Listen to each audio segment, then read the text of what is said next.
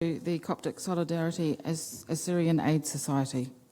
Distinguished Chair, delegates, and colleagues, I speak on behalf of Coptic Solidarity and as a son of the Coptic community, an ethno-religious indigenous community that constitutes 12 to 15% of Egypt's population.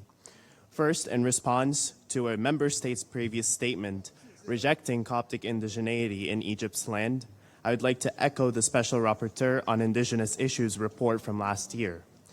The rights of indigenous peoples are binding on states, regardless of recognition in domestic laws. Refusal by a state to recognize indigenous peoples does not diminish the rights held by indigenous people.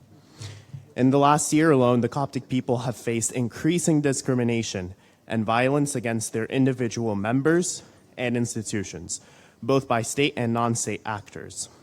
Coptic Solidarity has reported that as the state politicizes religious affairs and fails to recognize and protect Copts, 3 central patterns of anti-Coptic hostilities have emerged, which are arbitrary detentions based on religious identity and expression, the forced disappearance of Coptic women and underage girls, and discriminatory actions and confiscations of Coptic religious and cultural heritage.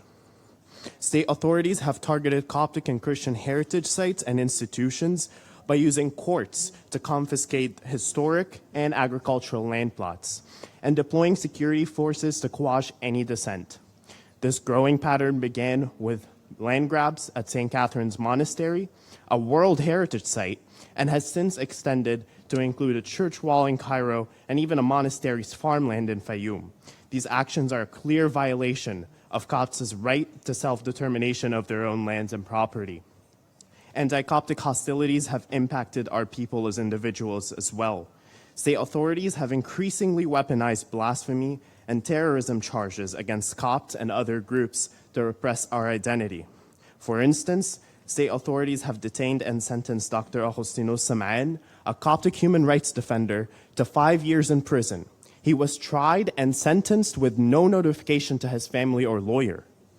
As Coptic people continue to suffer from discrimination and violence on their own lands and bodies, we urged this body and the UN system to elevate groups like the Coptic people, whose indigeneity are categorically rejected by their state governments. We also demand the immediate release of victims of arbitrary detention and respect of our lands and properties. Thank you.